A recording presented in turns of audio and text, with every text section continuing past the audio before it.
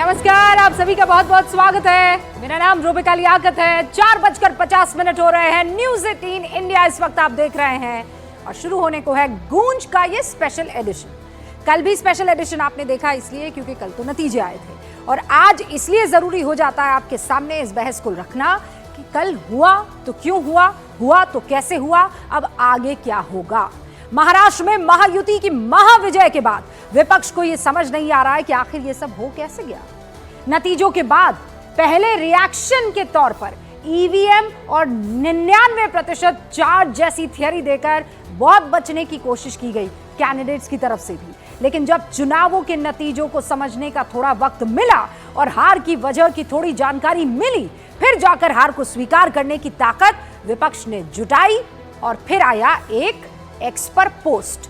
नेता प्रतिपक्ष राहुल गांधी ने महाराष्ट्र के नतीजों पर हरियाणा जैसा रिएक्शन देते हुए उसे अप्रत्याशित बताया।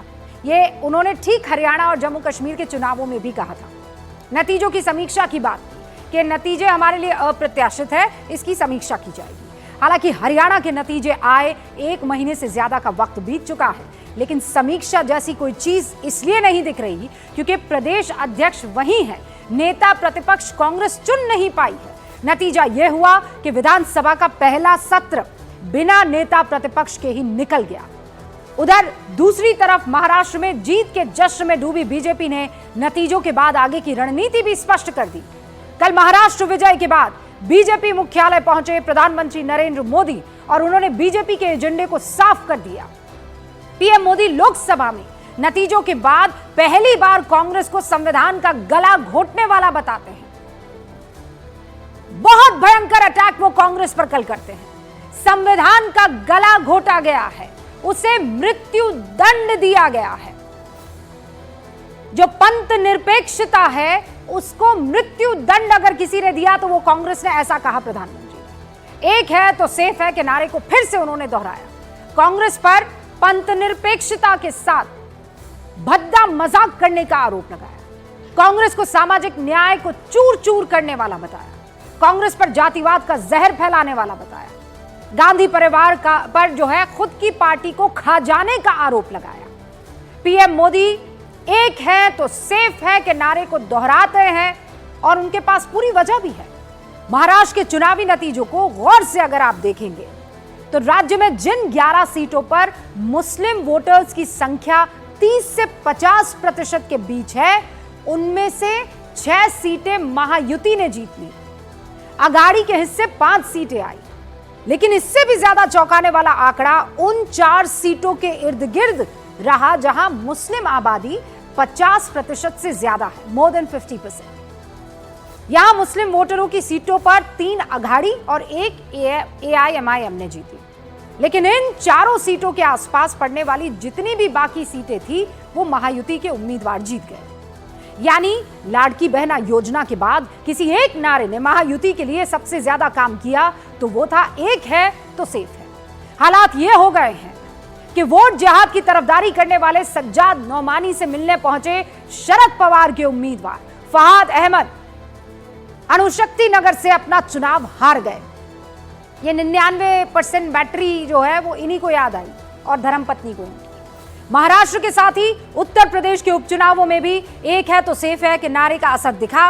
लोकसभा चुनावों में बीजेपी को झटका देने वाले उत्तर प्रदेश में बीजेपी ने 9 में से 7 सीटों पर कब्जा जमा लिया, और इसमें सबसे ज्यादा जिस सीट पर बीजेपी की जीत की चर्चा हुई वो है कुंदर की।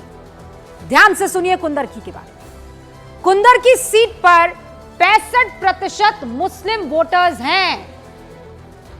आखिरी बार बीजेपी ने यहां पर चुनाव कब जीता था? 1993 में। ये उत्तर प्रदेश के कुंदरकी की बात कर रही हूं। 1993 में आखिरी बार बीजेपी यहां से जीत पाई थी। 6 चुनावों के बाद कुंदरकी में कोई बीजेपी उम्मीदवार जीत दर्ज करवा पाता है। अब इसका गणित समझिए आप। कुंदरकी में कुल 2,30,000 के करीब वोटर्स हैं। कितने हैं? कुल 2,30,000 वोटर्स। माफ कीजिएगा, वोट पड़े हैं, वोटर्स नहीं है, वोट पड़े हैं। 2,30,000 वोट पड़े हैं, जिसमें से 1,70,000 के करीब वोट पड़े हैं किसको? बीजेपी के उम्मीदवार को। यानी लगभग 74% वोट बीजेपी को मिले हैं, जबकि कुंदरकी में सिर्फ 35% गैर मुस्लिम हैं, बाकी सारे जो हैं वो मुस्लिम। यही वो वजह है कि कुंदरकी में चर्चा इस बात की हो रही है कि हर बार तुर्क मुसलमान चुनाव जो जीता करते थे तो एक दूसरा तुर्क का इक्का निकाला गया।